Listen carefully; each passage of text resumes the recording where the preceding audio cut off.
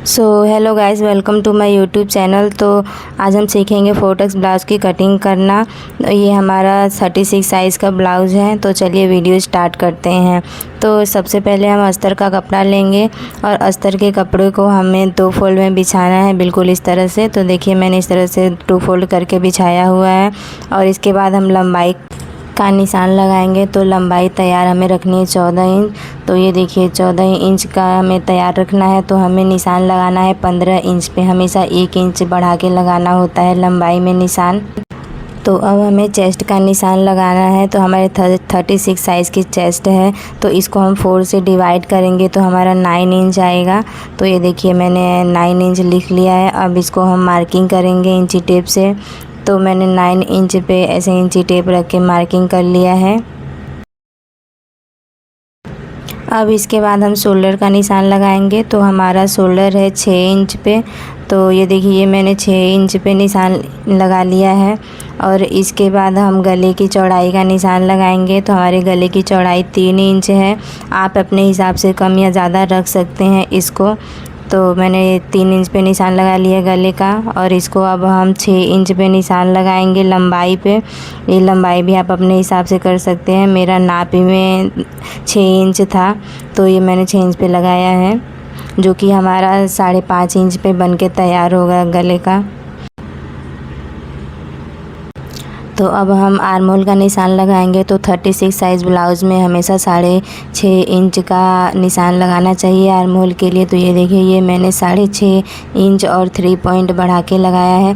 3 point हमेशा बढ़ा के ही लगाना चाहिए किसी भी ब्लाउज़ के आर्म होल के नाप में, क्योंकि हमारा ऊपर सिलाई मार्जिन में कपड़ा कटते हुए सिलते हुए उतना मैनेज हो जाता है।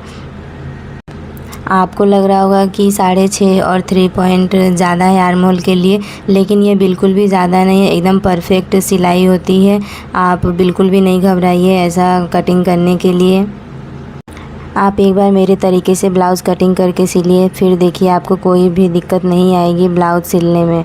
तो ये देखिए ये मैंने कमर पे निशान लगा लिया है 8.5 इंच का। और ऊपर चेस्ट का निशान पे लगा लिया है 9 इंच का। अब इसको हम सीधी लाइन ड्रॉ कर देंगे। अब इसके बाद देखिए ये हमारा बचा हुआ जो एक्स्ट्रा मार्जिन है 2 इंच का। वैसे तो मैं हमेशा 2 इंच ही एक्स्ट्रा मार्जिन रखती हूँ। आप अपने हिसाब से कम या ज़्यादा रख सकते हैं। उसके बाद हमारा थोड़ा सा साइड में कपड़ा बचा हुआ है लगभग 1 इंच के करीब।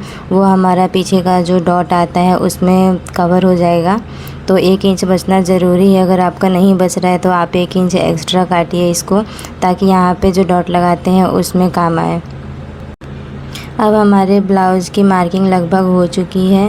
तो अब हम चलते हैं आर्म होल की तरफ। तो ये देखिए ये मैंने आर्म होल का निशान 1.3 पे लगाया है। 1 इंच और 3 पॉइंट बढ़ा के लगाया है। अब इसको हम गोलाई का शेप देंगे। तो ये देखिए मैंने धीरे धीरे कर्व की शेप में ऐसे करते हुए, हमेशा मैं आर्म होल का निशान थोड़ा सा बाहर से ही निकाल के देती हूँ, इससे अच्छा होता है। तो देखिए हमारा आर्म होल का निशान बिल्कुल सही लग चुका है। तो देखिए आर्म होल का निशान सही तो होना ही चाहिए, लेकिन इसके बाद जो आप बाजू की कटिंग करते हो, अगर आपके बाजू की कटिंग सही तरीके से नहीं हुई है तो आर्म होल का सही कटना या फिर गलत कटना कोई मायने नहीं रखता है। आपके बाजू की कटिंग अच्छी होनी चाहिए। फिर दोनों चीज़ें अच्छी होंगी तभी आपकी फ़िटिंग अच्छी आएगी। ये नहीं कि मतलब पहले आर्म होल कटिंग कर लो आप, फिर उसके बाद उसका जो स्लीव होता है वो आप अच्छे से कटिंग ना करो, और फिर जब आप सिलाई करो तो आपको लगेगा कि नहीं आर्म होल तो गलत कट गया है। तो आर्म होल नहीं गलत कटता है। कभी कभी क्या होता है हमारा स्लीव भी गलत कट जाता है, जिसके वजह से हम अच्छा फिटिंग नहीं दे पाते हैं ब्लाउज़ में। तो ये देखिए मैं यहाँ पे आधा इंच और 3 पॉइंट का जो निशान होता है वो निकाल लेती हूँ सिलाई का। और इसके बाद हमें गोलाई में नापना है कि आर्म होल हमारा कितना। ये देखिए ये मेरा सिलाई का मार्जिन है। मैं इतना मार्जिन रखती हूँ क्योंकि मैं हमेशा उसको फिनिशिंग के साथ मोड़ के सिलती हूँ। तो 1/2 इंच हमारा जाता है सिलाई में, और जो 3 पॉइंट रहता है वो हम ऊपर से कट भी कर देते हैं तिरछे में। तो ये देखिए मैं अब इसके बाद आर्म होल की गोलाई नाप लेती हूँ। तो ये हमारे आर्म होल की गोलाई आ रही है 8.5 और 3 पॉइंट। तो ये हमारे बिल्कुल परफेक्ट आया है। ब्लाउज़ में भी बिल्कुल इतना ही है जितना मैंने यहाँ पे नापा है। तो मेरे आर्म होल की मार्किंग बिल्कुल सही हुई है। तो चलिए हम इसके अगले प्रोसेस में चलते हैं। तो हमारा अगला प्रोसेस है इसको कटिंग करना। तो ये देखिए मैं बिल्कुल ही निशान पे इसको कटिंग कर लेती हूँ। तो ये हमारा आर्म होल कटिंग हो चुका है। अब इसके बाद हम चलते हैं शोल्डर की तरफ, जो कि यहाँ पे भी हमें एक निशान लगाना होता है सबसे लास्ट में। तो ये देखिए जो यहाँ पे हमें 3 पॉइंट पे एक निशान लगाना होता है, जो शोल्डर की तरफ झुकाते हुए होता है आर्म होल की तरफ। तो वो देखिए ऊपर से बिल्कुल सीधा रहेगा गले की तरफ से, और शोल्डर की तरफ से थोड़ा सा हमें झुकाव चाहिए फिटिंग के लिए, तभी आपकी परफेक्ट फिटिंग आएगी। तो ये देखिए जो मैंने 3 पॉइंट एक्स्ट्रा काटा था वो ये यहाँ पे हमारा मैनेज हो जाता है। तो अब ये जो मैंने 3 पॉइंट काट लिया है, अब इसके बाद हमारा ½ इंच ही बच रहा है। तो हमारा 6.5 इंच हो गया है आर्म होल। 6.5 इंच में से भी हमें ये थोड़ा सा एक निशान और लगाना होता है।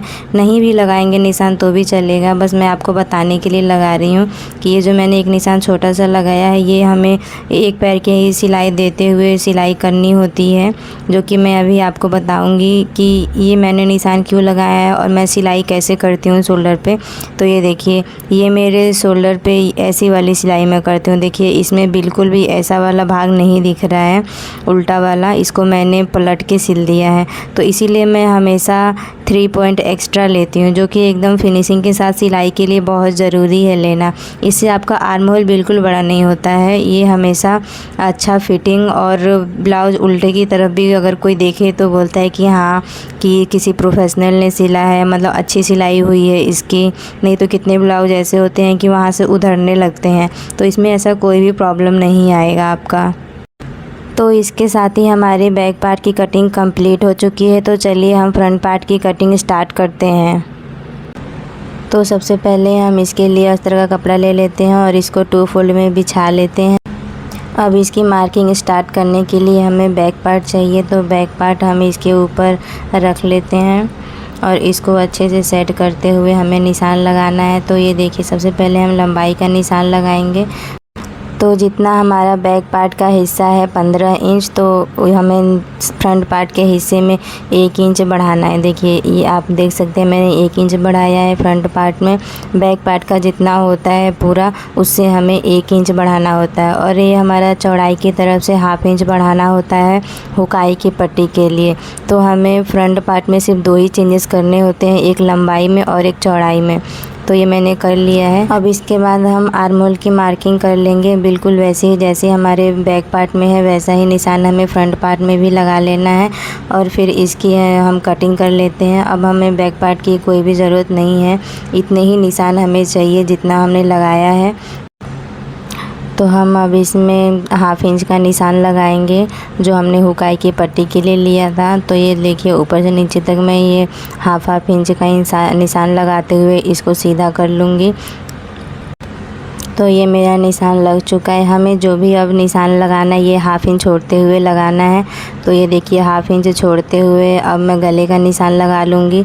तो ये गले का निशान हमारा 3 इंच है, तो 3 इंच मैंने लगा लिया है निशान चौड़ाई का। और गले की लंबाई हमें 6 इंच पे 5.5 इंच पे रखनी है, जो कि हमारा तैयार 5 इंच पे होगा। तो ये देखिए 5.5 इंच पे मैंने गले की लंबाई कर ली है और 3 इंच पे गले की चौड़ाई कर ली है। अब इसको मैं बॉक्स बना लूँगी। अब इसके बाद हम कमर पट्टी का निशान लगा लेंगे। तो यहाँ से मैंने 4 इंच लिया है, तो 4 इंच पे एक निशान लगाया है, और यहाँ पे मैंने 2.5 इंच पे एक निशान लगाया है। अब इसके ऊपर हम थोड़ा सा एक और निशान लगा लेंगे, और जो नीचे का निशान है और डाउन जो किया है 2.5 इंच, और यहाँ पे हम तिरछी लाइन ड्रॉ कर लेंगे। और ये जो मैंने छोटा सा जो ऊपर की ओर निशान लगाया, यहाँ पर हम एक तिरछी लाइन और ड्रॉ कर लेंगे कर्व में शेप देते हुए। तो ये देखिए मैंने शेप दे दिया है यहाँ पे कमर पट्टी का, और निशान भी लगा लिया है। अब इस निशान पे हम इसको कटिंग कर लेंगे। ये मैंने कमर पट्टी का कटिंग कर लिया है। तो तो चलिए अब इसमें हम टक्स का निशान लगाते हैं। तो ये देखिए टक्स का सबसे आसान तरीका है। यहाँ से हम नाप लेंगे लंबाई 6 इंच मेरा आ रहा है तो 6 इंच का आधा कर देंगे 3 इंच। उसके बाद हमें 2.5 इंच पे एक निशान लगा लेना है और यहाँ पे हमें एक 2.5 इंच पे निशान लगा लेना है और यहाँ पे 6.5 इंच पे एक निशान लगा लेना है और यहाँ पे हमें 3.5 या फिर 3 इंच पे निशान लगा लेना है। मैं 3 इंच पे निशान लगा लेती हूँ यहाँ पे। तो ये देखिए ये मेरा बिल्कुल ही सर्कल में बन के तैयार हो गया है। आप भी चाहे तो ऐसे निशान लगा सकते हैं। अब इसके बाद हम आर्म होल की तरफ चलते हैं। तो आर्म होल का निशान लगाने के लिए हमें चेस्ट का नाप लेना होगा। तो ये देखिए ये मैंने चेस्ट का ले लिया है, 9 इंच पे मैंने इस निशान लगा लिया है। अब इस निशान पे हम आर्म होल की गहराई देंगे। तो ये देखिए जहाँ पे हमारा चेस्ट का निशान है वहाँ से लेकर हम ऊपर की साइड तक 1/2 इंच का गोलाई देते हुए निशान लगा लेंगे। कितने लोग पहले ही कट कर लेते हैं, लेकिन मैं अभी नहीं कट करती हूँ। मैं जब सिलाई कर लेती हूँ उसके बाद इसको कट करती हूँ। और फिर इसके बाद हमारा आखिरी निशान लगाना है यहाँ पे शोल्डर की तरफ, जो मैं हमेशा लगाती हूँ 3 पॉइंट पे थोड़ा सा झुकाते हुए मुझे यहाँ पे एक मार्किंग कर लेनी है और फिर यहाँ पे कटिंग कर लेना है, जो कि फिनिशिंग के लिए बहुत ही ज़रूरी है कटिंग करना। अब हमें ऐसा ही सेम निशान दूसरे तरफ भी चाहिए, तो इसके लिए हम इसको उधारेंगे और फिर इसको दूसरी साइड की तरफ फोल्ड कर देंगे और इसके ऊपर से थोड़ा हाथ से ऐसे दबाव देते हुए कर देंगे ताकि दोनों साइड निशान लग जाए। आपको दोबारा मेहनत करने की ज़रूरत नहीं है। तो ये देखिए मेरा निशान लग चुका है। अब इसके ऊपर ही मैं मार्किंग कर दूँगी। तो ये मैंने दूसरे साइड भी मार्किंग कर ली है। तो हमारे ब्लाउज़ की मार्किंग और कटिंग एकदम कंप्लीट हो चुकी है।